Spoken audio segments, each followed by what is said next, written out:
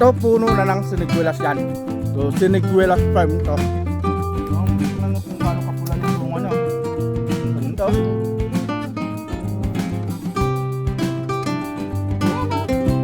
Papay may honey. Ay, oh. Yan na. Tawag ko na? Ah? Tawag ko na? Oo.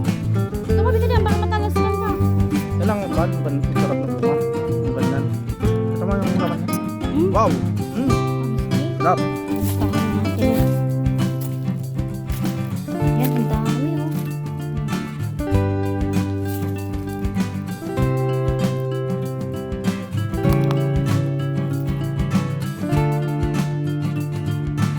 Ayan, be. Be. Hi! Nandito na naman kami sa New Zealand. Kukuha na naman tayo ng siniguelas. Ay, nahulog. Pulutin mo, be. Sayang yun. Ay, oo.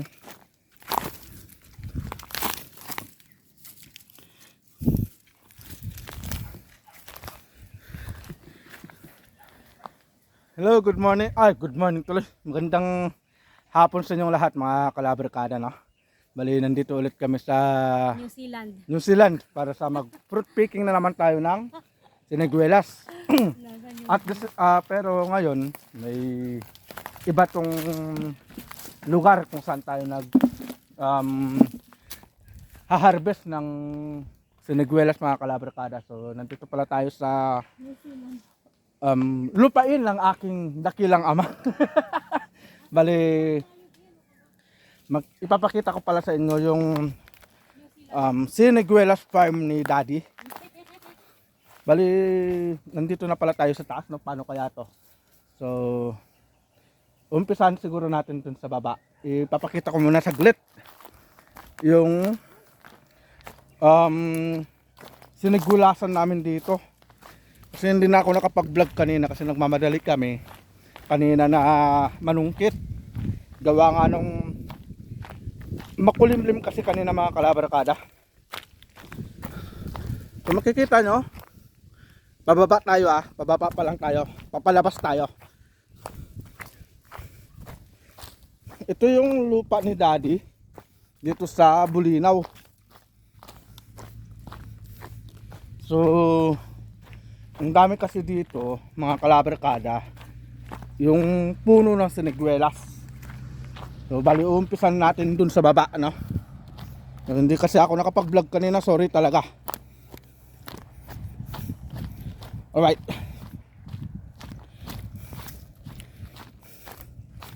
So ito yung pasukan ng lupa ni Daddy. So dito pa lang, mga kalabarkada, no?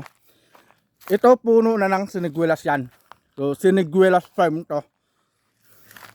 Itong lupa ni Daddy na to. So hanggang dun, puro siniguelas yan, puro puno ng siniguelas lahat yan.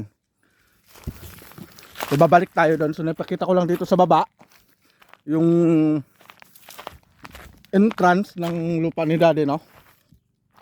Pabungad mo pa lang, puro siniguelas na yung makikita mo. So dito tayo, kasi dito tayo galing.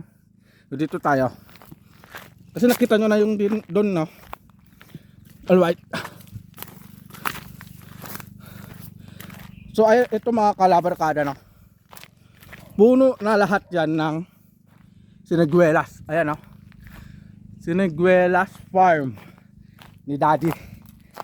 Bali, yung iba kasi dito, kami na yung nagtanim nung mga bata pa kami.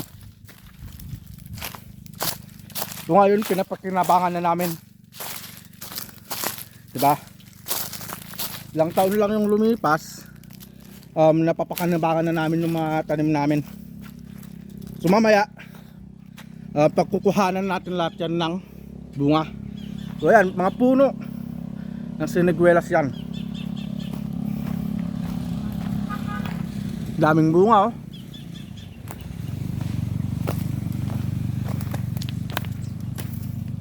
Hanggang dun. O, tingnan mga kalabarkada, puro puno ng siniguelas lahat yan. Meron pa dun sa bandaron.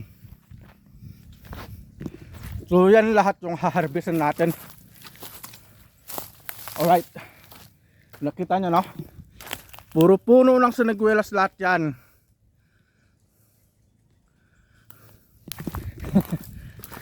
So babalik tayo, parang umikot lang tayo kasi doon tayo kanina. Umikot lang tayo, so babalik tayo doon kay Mrs. Kabisado ko na rin kasi itong lupa na to. Alright.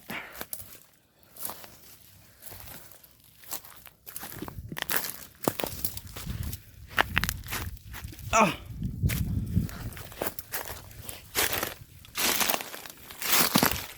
Alright. Bali yung nakita nyo mga kalabarkada, patikim pa lang yun sa Siniguelas farm ni Daddy. Sorry. So mayroon pa dun sa banda baba, sa kabila. Na parang nasa tansya ko, parang nasa 200 na puno lahat yata to. Kasi yung tinanim namin nun, nasa 200 na mahigit marami kasing namatay. Hiningil ako nag-vlog Marami kasi yung namatay nun sa gawa nga ng bagyong Imong. Kaya nabawasan sila ng bilang. Pero noon kasi nagtanim kami ng 200 na puno. Pero yung iba kasi dyan, kagaya ng nito, nandito, bali yan na yung pinaka mga unang puno ng siniguelas. Pati ito, mga unang puno na to na tanim nila Daddy noon nung mga bata pa sila. Ang dami na pala nakukuha ni Mrs. After na ito magsungkit.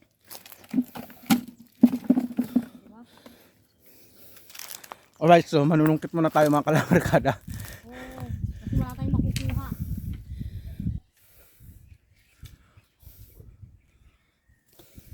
Tapos hindi lang kasi siniguelas yung meron dito Meron din mga puno ng mangga na tanim namin nung mga bata kami. Kagaya nung ito. Tanim namin yan nung bata kami.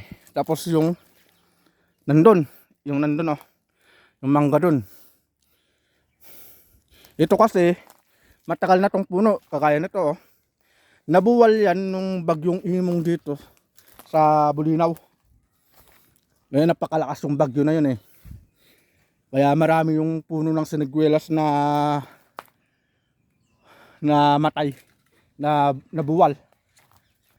Alright mga kalabarkada na, so update tayo mamaya pag marating natin yung ibang puno pa ng siniguelas kasi marami-rami pa yung haharbisin namin at pupuntahan namin ng mga puno. Alright, kita-kits tayo mamaya mga kalabarkada.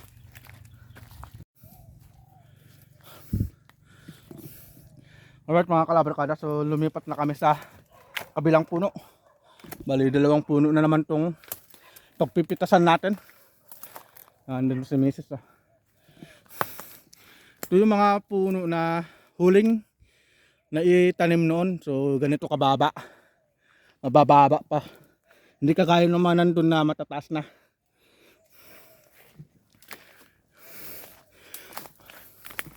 Ayan ganda.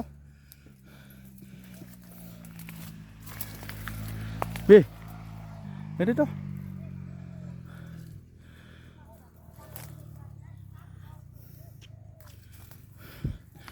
Ano si Mrs. Sobrang dami dito mga kalabarkada. Ito yung siniguelas na hinog na.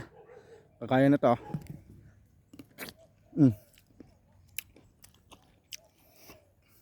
Sobrang tamis na to.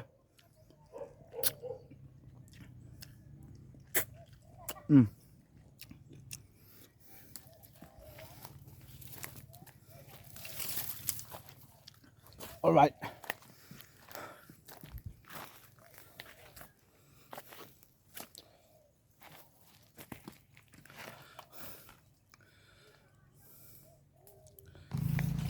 Saan yung kuha mo ba? Ay wow, punong-puno na. Yan, laki mo. Wow, ang dami na oh. Yan, dyan ka sa baba.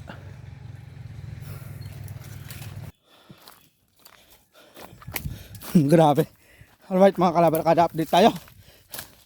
Bali, hindi pa kami nakakarating sa dulo ah.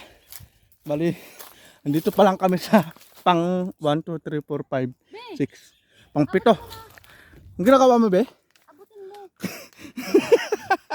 Dali na, yun o. Oh, sige. Hawakan ko. Ikaw nga mag-abot, ako maghila. Ay. Ah. Sige ah. May kagandahan din pala na ganyan ng asawa ko. May pabigat.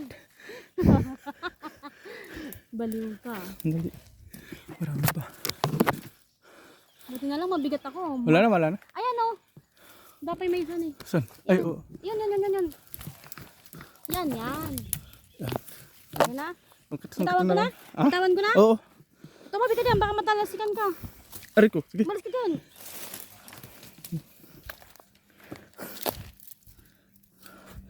Ito yung pang 7 puno yata yan. Kalimutan ko na pang ilan na to. Napuno na kasi yung isang balde. So hindi pa tayo nangalahati mga kalabarkada. Marami pa dun. Dun pa. Suka. Kukunin natin. Tapos meron pa dun mga kalabarkada. Sa dulo. Yung dulo. Mahaba-haba pa yan papunta dun. May malaking puno pa dun.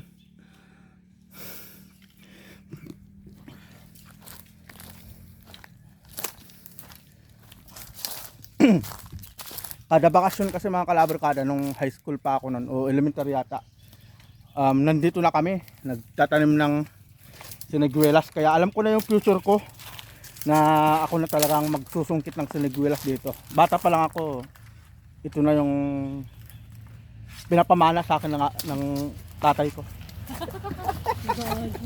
Pamana. Ang taga-harvest ng hacienda ng Siniguelas Farm. Nung una, hindi ko alam na ganito pala yung kakalabasan nito. Pero noon kasi siyempre mga bata, tamad. Oh. Hindi ko alam na ganito ang kakalabasan ng lupa na to. Nagiging Siniguelas Farm pala to. May mga mangga oh. Dapat kinukuha pala nila daddy to. Binibigyan nga. Ang lalaki oh. Binibigyan ako ni Nanay Iling ng mangga. Ha? Binibigyan niya ako ng mangga. Ah, Sabi ko, hindi na, ang daming mangga doon.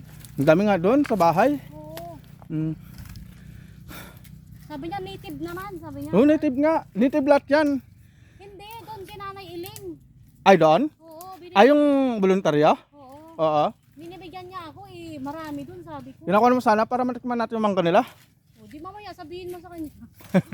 Hingi nga ako mamaya. Marami daw eh. Yung dami ng voluntaryo ng mangga nila eh. Binigyan pa ako ng kaso. Oo. Ang gaya na ito mga kalabarkada. Naabot na lang to. Oh, ayan ah. Itong ganito mga kalabarkada, mapula-pula. Yan. Yan, pwede na yan. Pero yung ganito, ayan oh, makikita nyo, pansin nyo, kunti pa lang yung pula niya, hindi pa yan pwede.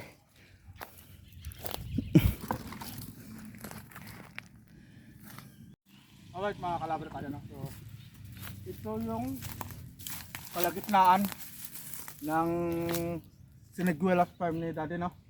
So, andito tayo sa kalagitnaan. So, gitnang-gitna to. So, makikita nyo doon. Kaya ako na yun, puro Siniguelas pa. May mga natumba yun yung sinasabi ko, mga natumba nung bagyong Imong. Pero yun, nabuhay yata. So, hindi pa tayo nangangalahati. Kasi ilang puno pa lang yung nahaharvest natin. Pero may nakukuha na tayong isang balde saka isang bag. Daming Ang bunga. dami pa oh.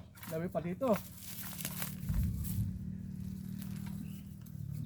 Kasi sayang din naman kasi mga kalabarkada pag yung hinahayaan na lang ito na malaglag na wala naman tayong mapapala. So nagsabi ako kay Daddy na kunin na lang namin tapos bibenta namin. Pinayagan naman tayo. Siyempre may magulang pa ako kaya kailangan kong ipaalam pa.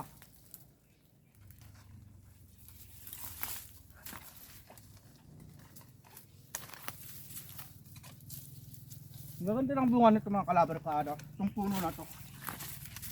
Ganda ng bunga eh. Oh. Tingnan nyo kung gaano kapula yung bunga niya. Ang ganda. Ganda doon. Oh. Wait lang, focus natin.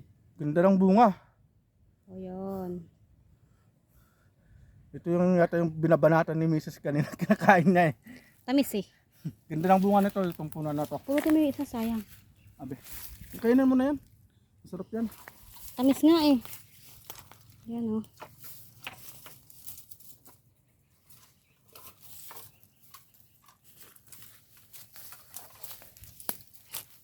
Puntahan natin. Yan, ang dami oh. Meron pa doon. Isang baldi.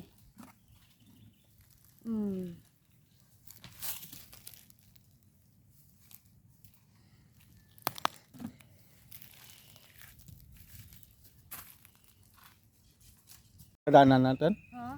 Oh, dito na. Parehas lang ba yan? Pakita mo naman yung makuha natin ba? Ayun oh. Hindi na makangiti. Pagod na yung asawa ko. Sakit ang leg ko eh. May step dick na naman ako. Alright mga kalabarkada na. Ito pala yung mga nakuha natin. Ganda na to oh. Ganda talaga ng bunga oh. Tikman ko nga. Tingnan mo ah. Yan ang kwan, masarap na bunga. Ang ganyan. Pakita mo yung laman niya. Wow! Tamis be. Sarap. Tapos ito pa oh. May nakita pala tayong mangga, dalawa. Hinog na oh. So, yan lahat yung nakuha namin ni Mrs. mga kalabarkada na siniguelas dito sa farm ni Daddy. Wow, may pangalan to ah. Farm ni Daddy. Babalik kami ulit dito. Di ba be? Ah. Babalik tayo ulit dito.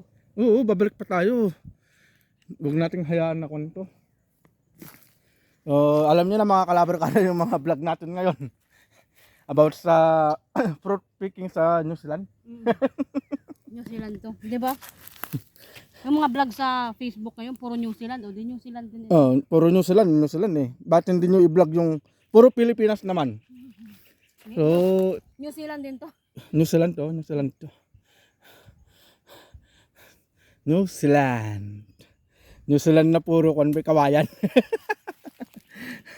Alright. Paano to? Pagod So, na ako. dito na siguro matatapos tong vlog namin mga kalabarkada ng Mrs. na.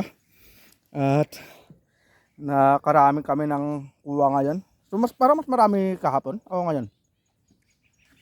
Isang ganito. Hindi marami ngayon. Halos mas Parehas marami lang? ngayon no. Halos parehas lang. Halos paras lang. Kasi 13 kilos lahat yung nakuha natin kahapon. Grabe. Alright mga kalabarkada no. So dito na siguro matatapos yung vlog namin ni Mrs. About sa fruit picking dito sa New Zealand farm ni Daddy. Alright. So hindi pa tayo nangalahati. So sa susunod, doon naman tayo sa kabilang dulo. Para naman makita nyo yung kabilang dulo na yan.